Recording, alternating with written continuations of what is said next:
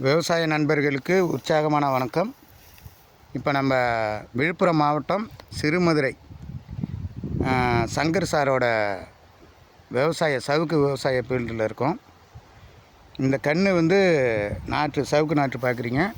CH5 அதாவது நம்ம உற்பத்தி மையத்திலேருந்து கொடுத்த நாற்று தான். இப்போ இது 6 மாதம் ஆகுது.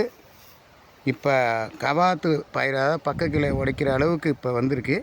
இதை எப்படி ஒடிக்கிறது, இதனால் ஒடிக்கிறதுக்கான என்ன நன்மைங்கிறத இப்போ கவாத்து பாயிற நண்பர் இருக்காங்க, அவர்கிட்ட கேட்போம். வணக்கம். வணக்கங்க. இப்போ இந்த சவுக்க சைடில் பக்க ஒடிக்கிறதுக்கு வந்திருக்கீங்க. இதை எப்படி ஒடிக்கணும்னு கொஞ்சம் ஒடிச்சு காட்டுங்க பார்க்கும். இது வந்து 3 அடி விடணும். 3 இன்ச்சு 3 அடி சாரி 3 இன்ச்சு விட்டு இப்படி உடைக்கணும். இதே மாதிரி உடைச்சி எடுத்து போய் இதை வந்து இதெல்லாம் எடுத்துருவோம். எடுத்துட்டு நாங்கள் வந்து கெமிக்கல் அந்த என்னென்ன அதுக்கு போடணுமோ அது எல்லாத்தையும் போட்டு ட்ரேவில் வச்சு பதப்படுத்தி அதில் எடுத்து போய் இந்த குச்சி நாங்கள் சொருவி அதை வந்து காற்று போகாமல் வச்சு நாங்கள் பதப்படுத்தி அதை வேர் பிடிக்க வச்சு இதுக்கு உயிர் கொடுக்குற மாதிரி நாங்கள் எடுத்து போய் உயிர் கொடுப்போம். இது மாதிரி நாங்கள் எல்லாத்தையும் ஒரு 6 மாதம் கண்ணு வளர்ந்த அளவுக்கு எல்லாத்துலேயும் ஒடிப்போம் நாங்கள். அப்படிங்களா? இப்போ வந்து விவசாயிக்கு வந்து இதை கழிக்கிறதுக்கு வேலை இருக்கும். கழிச்சாதான் இந்த மரம் வந்து நீட்டாக பெருசாக கிளம்பும். இது எந்தெந்த மாதம், எத்தனாவது மாதம் இதை ஒடிக்கணுங்க? 6 மாதம், 6லேருந்து 8 மாதத்துக்குள்ளே ஒடிச்சிடணும். ஒரு நிலத்துக்கும் வளர்ச்சி ஒரு மாதிரி இருக்கும்.